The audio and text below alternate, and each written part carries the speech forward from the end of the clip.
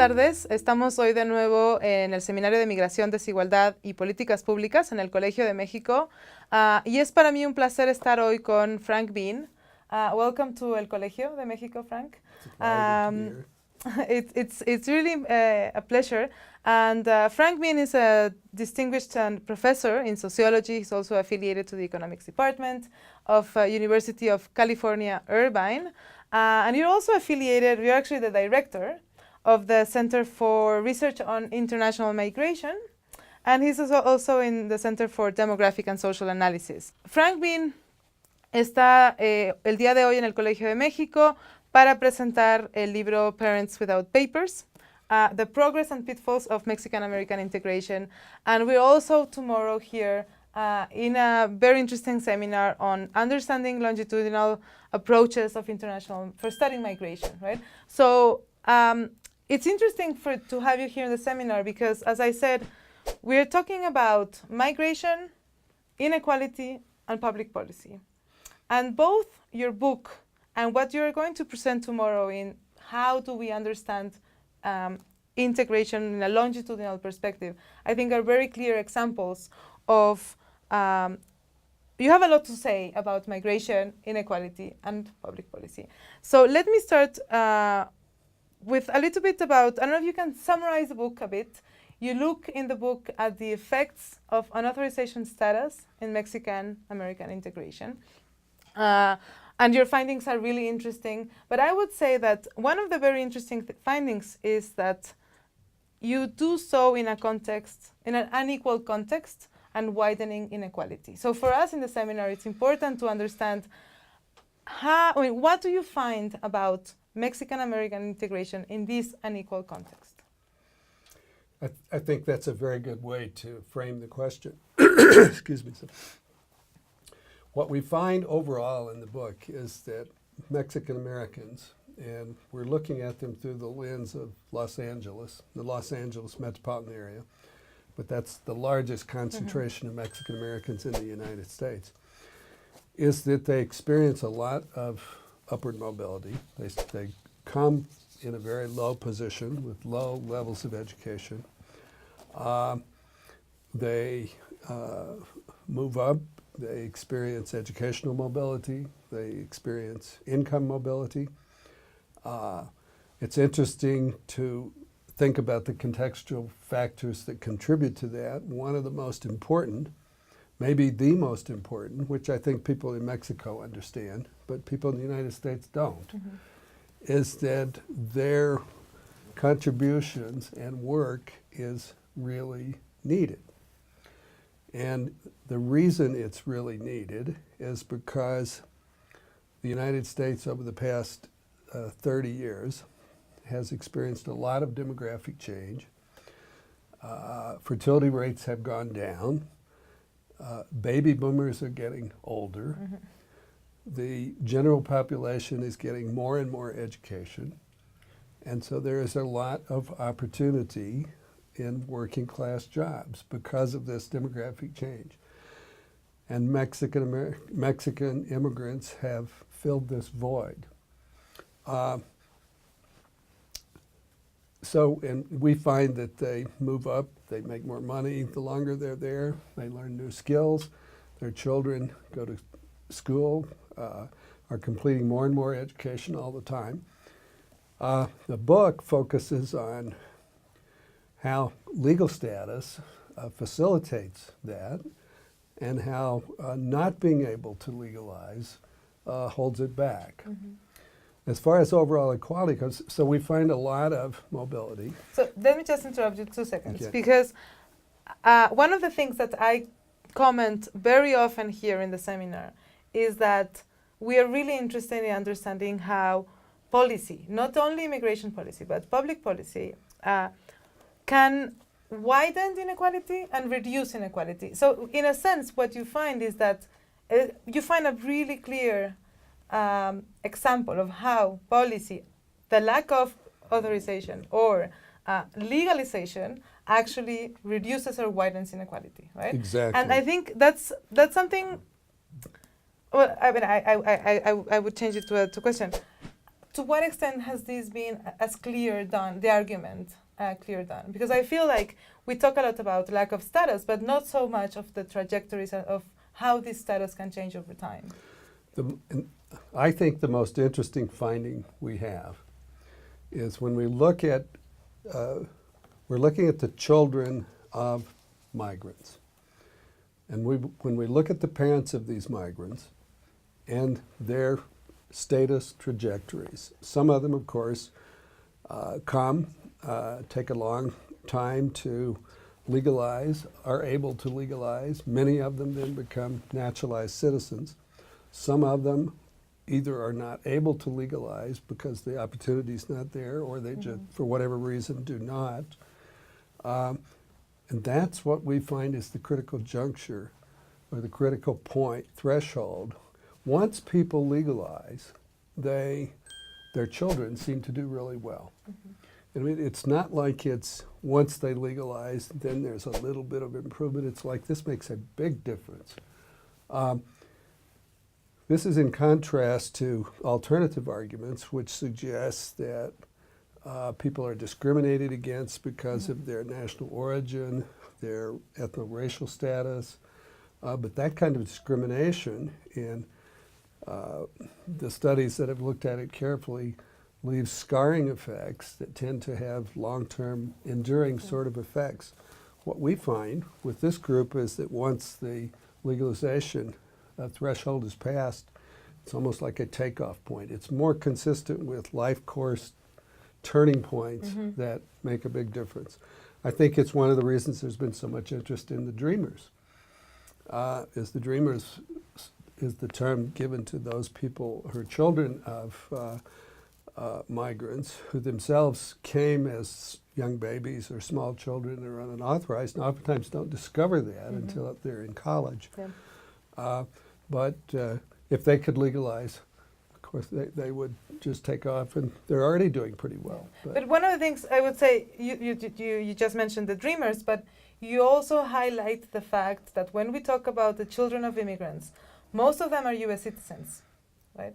So I guess one of the implications would be, and one of the ways that you actually frame this in the book, is that lack of legal status has an impact on the U.S. population. It's not only a Mexican problem, let's say, right? Exactly. So you talk about, and this is really clear, because the Dreamers, they're still Mexican unauthorized population, right? So I mean, I can see why in a complicated political context, the Dreamers, they're doing well, but they're also vulnerable. Whereas you show that U.S. citizens are also being vulnerable. But in a different way. Because of the status of their parents. Right. You're exactly right. And most of the children of these immigrants are born in the U.S. And another, I guess the second finding that I would say is the most important is that even the U.S.-born children are handicapped a bit when their parents are not able to legalize. So we're talking about people who've been working in the United States for 30 years, 25, 30 years or longer. They've made a major contribution to the economy of the U.S. There's every reason why they should be granted legal status. They're not pariahs, they're not rapists, they're not exploiting the United States. They're doing work that there isn't anybody else to do. Yeah. 40 years ago, I've been working in this field a long time.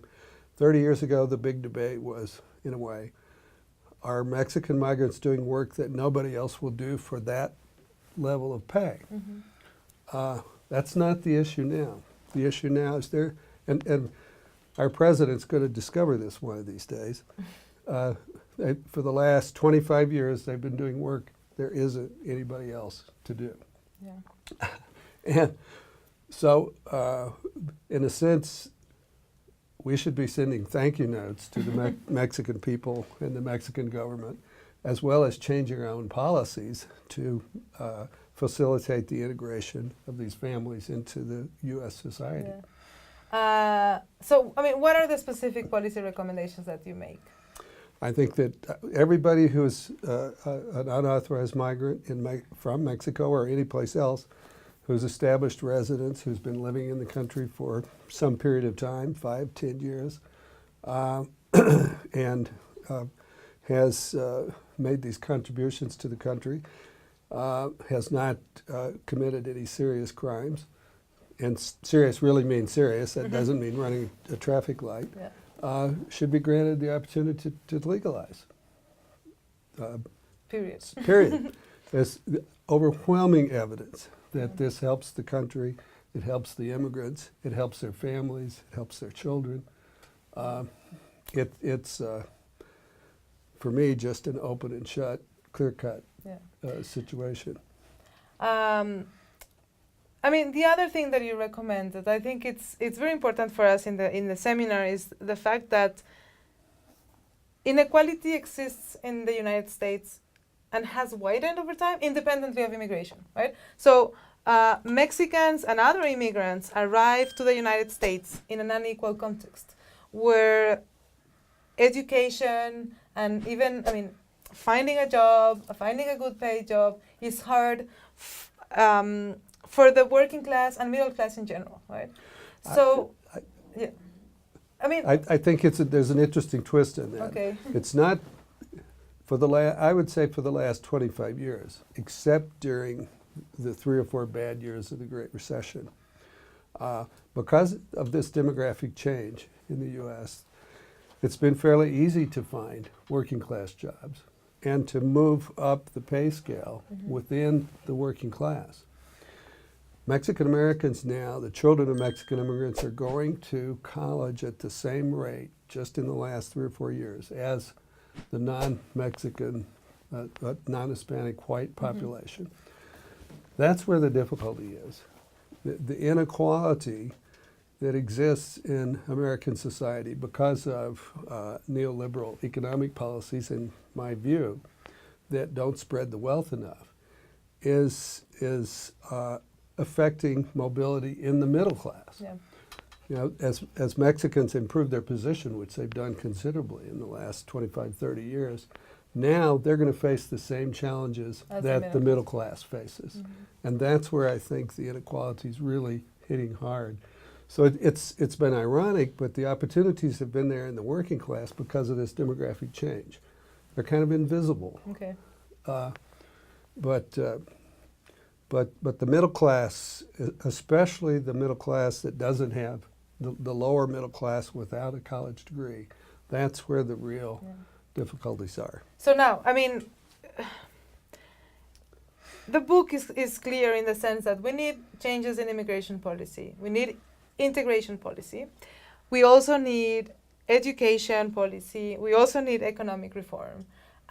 In a context as complicated as it could be today, in a political climate that has moved towards being anti-immigrant in many ways, where there's an increase or might be an increase of xenophobia and racism, do you think that then pushing forward policies that look at education and economic inequality more broadly would be more effective? Because it's this dilemma, right? We are living today in an anti-immigrant climate. We're living in a climate that has been anti-immigrant from some parts of the American population, not the whole society. Okay. Same thing is true in Europe. It's not all of these societies that are anti-immigrant, but it's a big enough group and a vociferous enough group and an alienated enough group that it's had a big impact. I don't think it's still clear whether it's going to carry the day, but it is a problem. The real, in my view, all these kinds of policy changes, the big policy change that we need is to spread the benefits of globalization and of trade and of neoliberal economic policies much more widely through the rest of the population. That's not yet being talked about. Inequality has been talked about. It's a very interesting commentary by someone who went to the Davos, Switzerland, to the big meeting that's held every year of elites from throughout the world, especially the Western world. And he said in all the seminars that he went to, he heard the word inequality mentioned over and over and over. He only heard the word redistribution of resources mentioned once. But redistribution is kind of a dirty word. Or an unpopular word. I would say it differently. The benefits of neoliberal policies and of free trade and of globalization must be spread more widely. Otherwise, the policies are going to be rejected. That's what these angry groups in Britain and Europe and France and the United States seem to be calling for. I don't think they really understand what they're asking, but if things were restructured so that lots of people, a much wider cut of the society, could benefit from the way things are now organized economically, that would go a long way toward dealing with all kinds of problems. Most of these countries need immigrants because of their changing populations. Yeah, and you're very clear in the book. I mean, two things. You say that Mexican-American integration is the most important piece of the immigration policy puzzle in the United States, right? For some reasons. You also say at the end that if Mexicans do not have the legal options to be there and do not, there's not an increase of legal options for low-skilled immigrants, that someone else might also fill the job, right? So in a sense, I think this points out to trying to move a little bit more broadly away from the Mexico-US migration picture that we usually have, because it's true that Mexican-American integration is key for what will happen with the US population in the future, right? But at the same time, there is a need for immigration. There is a demographic need for immigration, and if migrants are not going, then someone else will go because of this need, right? This pull side of it. Some, in my view, I think it's clear that some mechanism will be found for moving labor migrants from where they are presently to those places where they're needed. And if we now means the United States, it means France, it means Britain, it means Europe, Germany, it means European countries, it means some of the countries, Arab countries in the Middle East. If we rely on slavery-like circumstances, that is guest workers who are practically prisoners, to take care of these needs, our societies are not going to be the kind of societies that are open and that support the kinds of innovation and clear thinking and moving ahead that make for good places to be in the future. Instead, they're going to become more closed, more cautious, less innovative, with lower productivity and less economic growth. And it's not an easy problem to solve, but it's one that, this is why integration is so key. All of these countries need the population. They need the workers. If they don't provide healthy ways for this to happen, and that's going to take some practice, but it's doable, in my view, what they're going to get are unhealthy ways. We already have the emergence, let's go to the European context as opposed to the US context. The same thing is true, I think, on the Mexican border. Smugglers are thriving because there's a demand to migrate, and there's a demand at the other end for workers. You can cut it off to a certain extent, but because there's money to be made in it, it keeps going. Yep. Same kind of thing with drugs. Yep.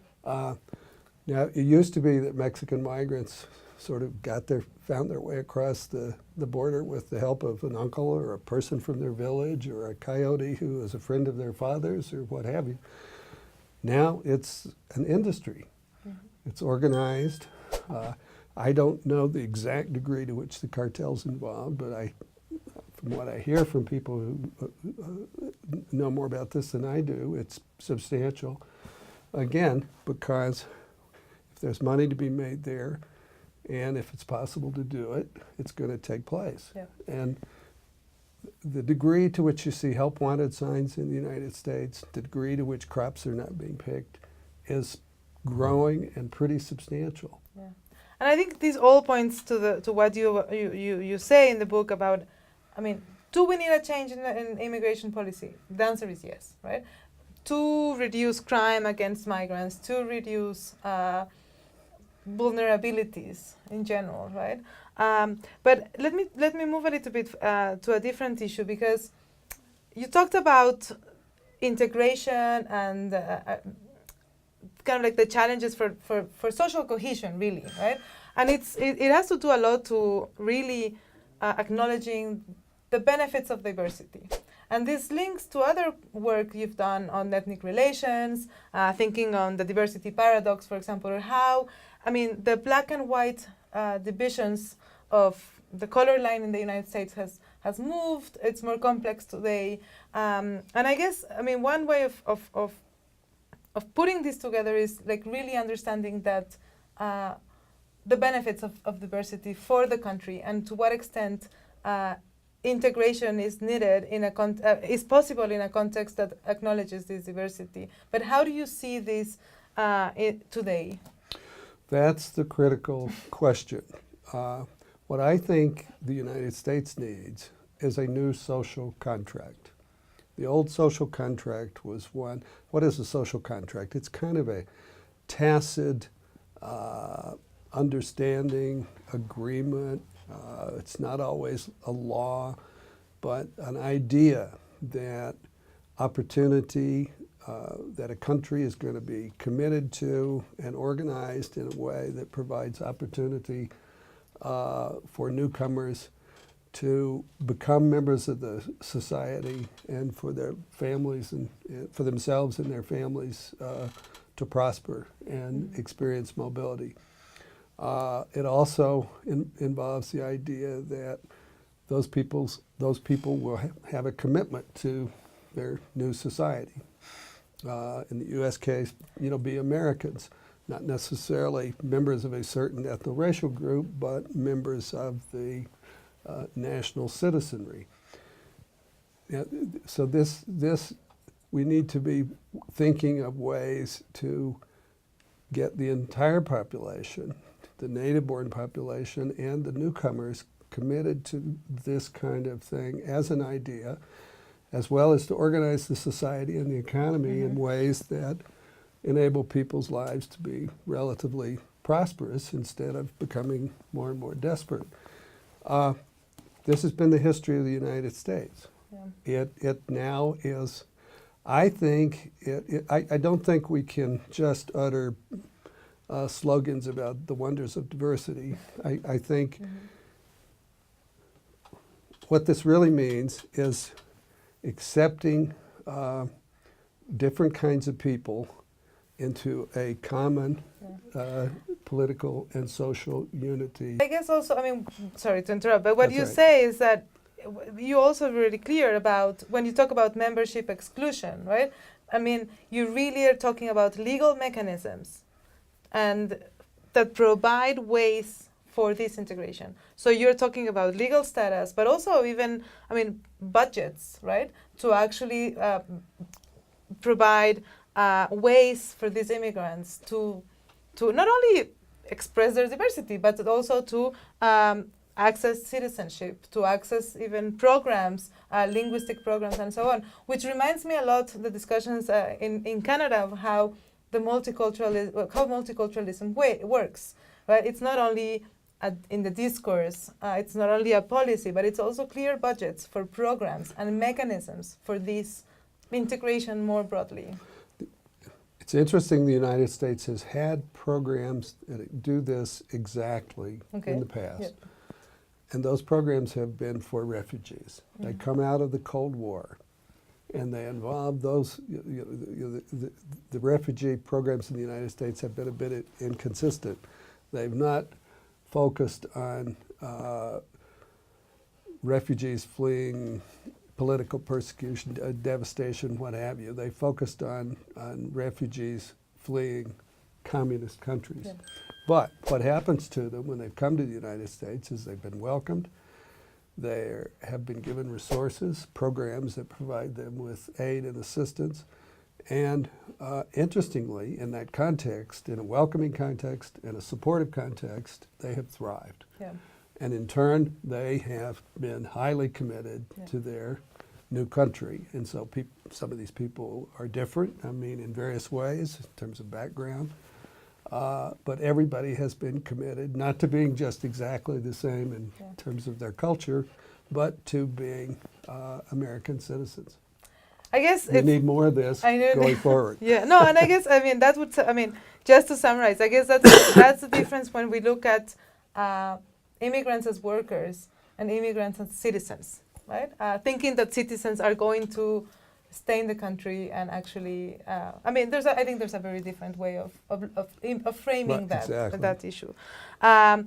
We need to stop here, but it has been a very great discussion, and I'm really happy because I think, I mean, as I said, your book and your work in general, not only this last book, really talks about the complex association, I would say, of migration and inequality, or different dimensions of inequality that are linked to migration, but also provides us with recommendations that are clear in terms of what this policy can do. And I would say that it's not only immigration policy. You're really clear that you need other types of policies. So I think at least for the seminar, it's really interesting to put all this together. And I'm really happy to see you here. Muchas gracias por acompañarnos en esta sesión del Seminario de Migración, Desigualdad y Políticas Públicas. Y creo que es un claro ejemplo de cómo justamente la migración se asocia con las otras dimensiones que estudiamos en la red de estudios sobre desigualdad en el Colegio de México. Muchas gracias. Thank you, Frank. Thank you.